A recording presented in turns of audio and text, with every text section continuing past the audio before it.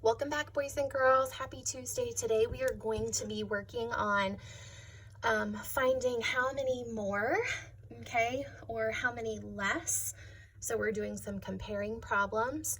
And our lesson today says that we should use some counting cubes, but I'm not going to do that today because chances are you don't have counting cubes at home. So instead, we're going to be drawing pictures. But on our example, it does show counting cubes here, okay? So let's read our example so we kind of get a feel for what it is that we're going to be doing today. All right, so it says Gabby has 16 stickers in her book. Sarah has 12 stickers in her book. How many more stickers does Gabby have than Sarah? So what they've done here with the cubes is they've laid out 16 for Gabby, and then they've laid out 12 of them for Sarah, and they've laid them out to where they are lined up perfectly. And if you zoom in, which, there we go, let me see if you can see here on my camera here. If you zoom in, you can see if we line them up perfectly that we have 1, 2, 3, 4 extra. Now, how can I solve this though if I don't have the cubes? Okay, so it tells me that Gabby has 16, Sarah has 12. I want to find the difference. I know this number is bigger, but by how many more? We could subtract if we didn't have the picture here for us. So to subtract, you can use your adding up strategy or your counting back strategy to get to 4, okay? So these are the style problems that we're going to be solving today. Let's look at another one together, okay? So I can show you kind of how I want you to solve using your pictures. So let's read it first. It says Tony has 13 bugs in a jar. Tanner has 8 bugs in a jar. How many more bugs does Tony have than Tanner? So right away, I know that 13 is more than 8, right? But I'm not quite sure how many. Okay, so one way to solve this is by drawing a picture. Okay, so let's try that strategy first. So Tony has 13 bugs. So I'm just going to draw dots just because that's fast. Ready? 1, 2, 3, 4, 5, 6, 7, 8, 9, 10, 11, 12, 13. Now, Tanner has 8. So when I do this for Tanner, I'm going to line them up perfectly, okay?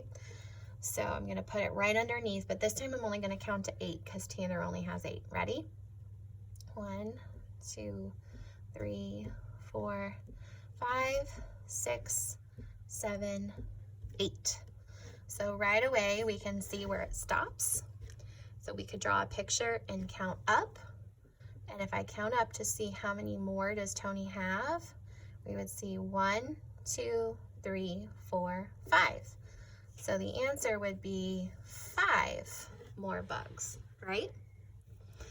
You also, if you're not a big fan of picture drawing, okay, if you are, don't listen. But if you don't like drawing pictures, you also could have taken 13, take away 8, and used your counting up or counting back strategy to get to 5. Let's look at one more together before I set you free. Okay. All right, this one has a little bit different language, but it's very similar in how we're going to solve. It says Lynn has 8 books. Tara has 12 books. How many fewer books does Lynn have than Tara? Okay, so for Lynn, I'm going to do the same thing. I'm going to draw her 8 books with 8 dots. Ready? 1, 2, 3, 4, 5, 6, 7, 8. But Tara has 12. So I'm going to put Tara underneath her, but her dots are going to go much further than Lynn's. Ready? 1, 2, 3, 4, 5, 6, 7, 8, 9, 10, 11, 12. And we can see, boom, right there. All right, so notice that on this one, when it says fewer than, it's the bottom number that's longer.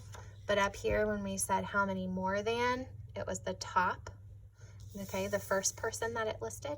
So it's kind of like we just flip-flopped it, but it's pretty much asking the same question.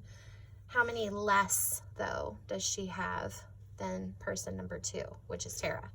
So if we count, we see 1, 2, 3, and 4. So the answer is 4 fewer books.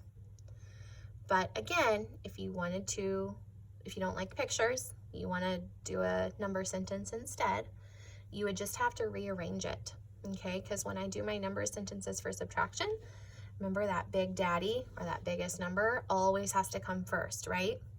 So it would be 12 take away 8. And you could solve that by starting at 8 and counting up, or you could solve it by starting at 12 and counting back to get to 4. Either way, you still get the answer, same answer. So there's a few more problems for you to do today. I want to encourage you to try some of these problems on your own.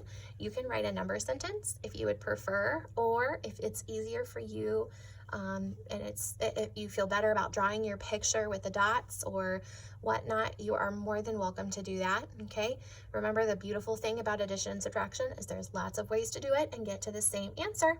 So let me know if you have any questions, and we will talk to you soon. Have fun practicing today. I'll see you tomorrow. Bye-bye.